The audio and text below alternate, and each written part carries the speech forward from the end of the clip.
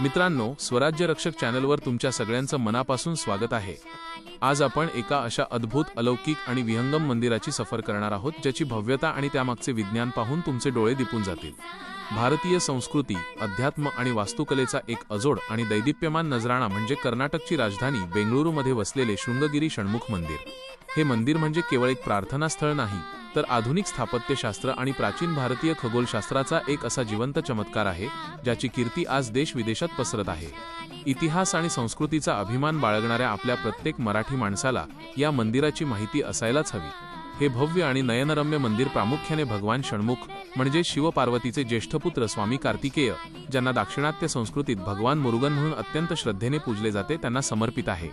भगवान कार्तिकेय हे देवांचे सेनापती मानले जातात आणि त्यांचे हे षण्मुख रूप अत्यंत शक्तिशाली आणि तेजस्वी आहे। या मंदिराची रचना इतकी विचारपूर्वक आणि भव्य केली आहे की मंदिरात पाऊल ठेवताच एका वेगळ्याच दैवी ऊर्जेचा अनुभव येतो।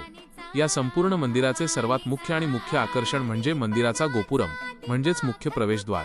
सामान्यतः मंदिरांच्या गोपुरमवर अनेक देवी देवतांच्या लहान मूर्ती असतात, पण इथे गृहविभागाच्या आणि वास्तुकलेच्या नियमांना एकत्र करून थेट गोपुरमवरच भगवान षण्मुख यांची 6 मुखे आणि 12 हात असलेली एक अवाढव्य, विलोभनीय आणि अतिशय भव्य मूर्ती साकारण्यात आली आहे।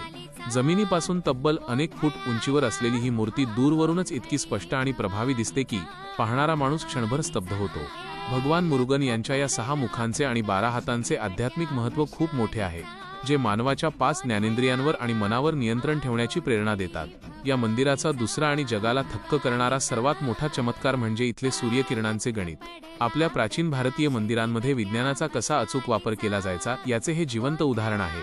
मंदिराच्या गाभाऱ्याची आणि मुख्य मूर्तीची रचना अशा काही विशिष्ट आणि अचूक कोनात करण्यात आली आहे की वर्षातून ठराविक वेळी म्हणजेच मुख्यत्वे उत्तरायण आणि दक्षिणायनाच्या काळात सूर्याची कोमल किरणे कोणत्याही कृत्रिम आरशाच्या किंवा उपकरणाच्या मदतीशिवाय थेट बाहेरील वातावरणातून प्रवास करत मंदिराच्या मुख्य गाभाऱ्यात प्रवेश करतात आणि थेट भगवान षण्मुख यांच्या मूर्तीवर पडतात।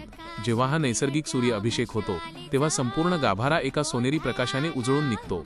विज्ञान, तंत्रज्ञान आणि खगोलशास्त्राचा हा अद्भुत संगम पाहण्यासाठी केवळ भाविकच नाही, तर अनेक शास्त्रज्ञ आणि आर्किटेक्ट्स देखील इथे येतात।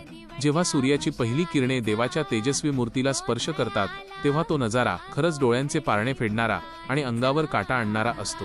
या पवित्र मंदिराची स्थापना परमपूजनीय श्रीमठ अरुणाचल स्वामीजी यांच्या दिव्य मार्गदर्शनाखाली आणि प्रेरणेने झाली आहे, ज्यामुळे या संपूर्ण परिसराला एक वेगळेच आध्यात्मिक वलय आणि सात्विक शांतता लाभली आहे। भौगोलिकदृष्ट्या विचार केला तर हे मंदिर बेंगळुरूमधील राजा राजेश्वरी नगर भागात एका सुंदर आणि निसर्गरम्य छोट्या टेकडीवर वसलेले आहे।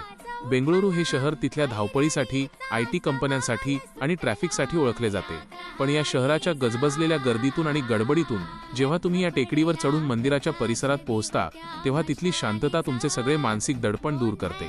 टेकडीवर असल्यामुळे तिथून आजूबाजूच्या परिसराचा अत्यंत सुंदर नजराणा दिसतो आणि सतत वाहणारा थंड वारा मनाला सुखावून जातो।